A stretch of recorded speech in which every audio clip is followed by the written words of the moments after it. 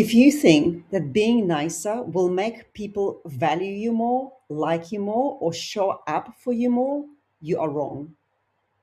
I was recently working with a client who was definition of being nice.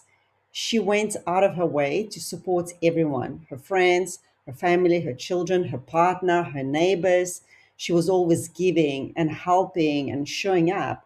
And she came to me feeling so frustrated and drained and unseen. And she felt that nobody was showing up for her, at least not in a way that she needed them to.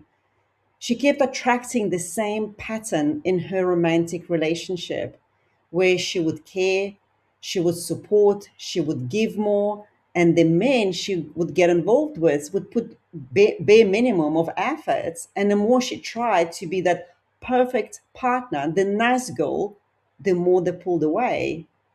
And it wasn't just in the romantic relationships. The same thing was happening with her neighbors, where she would go out of her way to be nice to them, helping them, inviting them over for a cup of tea, for a cup of coffee. And then one day, she called me in tears because they had this big party in a neighborhood and she wasn't invited while pretty much everybody else was. And she said to me, like, Lena, what is wrong with me? Well, in truth is there's nothing wrong with her. And there is nothing wrong with being nice, with showing up, with wanting to do things for people. That's absolutely fine. That is our human nature. The problem wasn't in what she did. The problem was in why she was doing this. And this is the trap that so many of us fall into. On a surface, it looks like we are being so noble. Like, I'm so generous, I'm helpful, I always show up, I make lives everybody else's lives easier. But beneath this, there is a deep disconnection from ourselves. Beneath all of that, we are running an outdated script that says something like that: if I'm not giving, I'm not needed. If I'm not fixing, I'm not enough. I'm only worthy of love or respect if I make someone else's life better or easier. And here's the thing: people feel this energy. They sense it when you're giving comes from lack, from fear, from neediness, from insecurity. So you can say all the right words, you can do all the right things, but if your energy is driven by fear, fear of rejection, fear of being alone, it pushes people away faster than anything else. And think about it in your own life. Have you ever given endlessly to someone, tried to make them stay, to feel comfortable, but it didn't bring them any closer? In fact, it actually pushed them further apart. You see, the truth is, people are drawn to authenticity, not fakeness.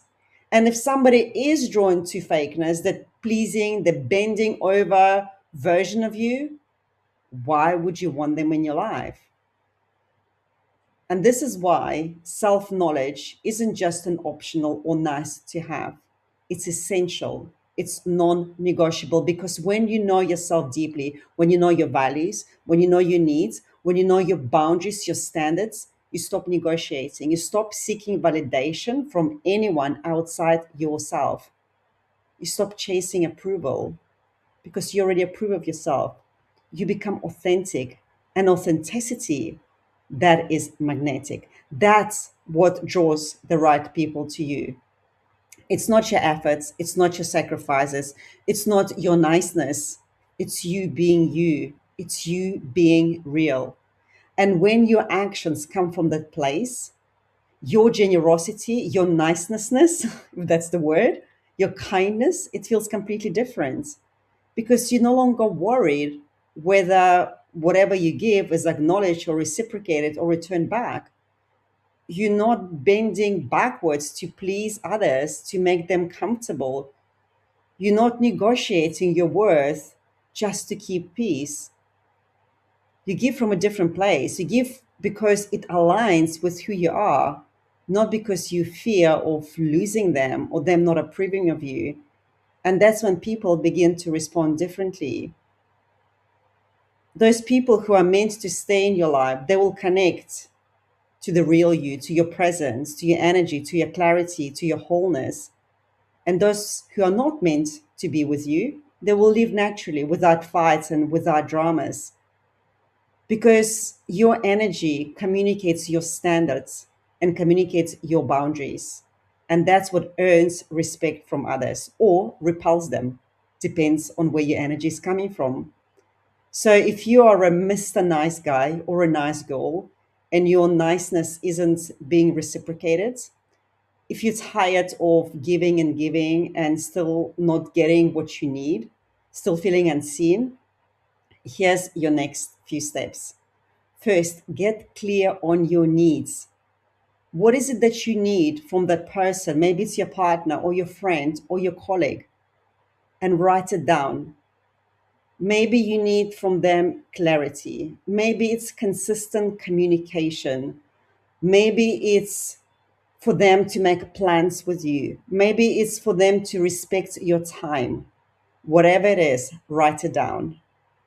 Step number two, ask for it, and ask for it clearly. And that, if that feels impossible, start with a small thing and practice in front of the mirror over and over. Owning your needs does not make you needy. It makes you aware. It makes you whole. We all have needs. But when you reject them, when you deny them, when you try to overcompensate by giving more, by doing more, that's where the problem lies. And then step number three, honor your needs first. Honor yourself first. Your ability to build deep, meaningful connections depends on how much you're willing to honor yourself. Because the more you honor yourself, the more others will respect and honor you. So to grant this information in, tap in the comments below your top three needs and then say it out loud. I claim my needs. No amount of niceness can create a deep, genuine connection. Only self knowledge can. And remember this, your value is not in what you do or what you give. Your value is in who you are, it's in your energy, it's in your essence, it's in your presence. I will see you in the next video. Bye for now.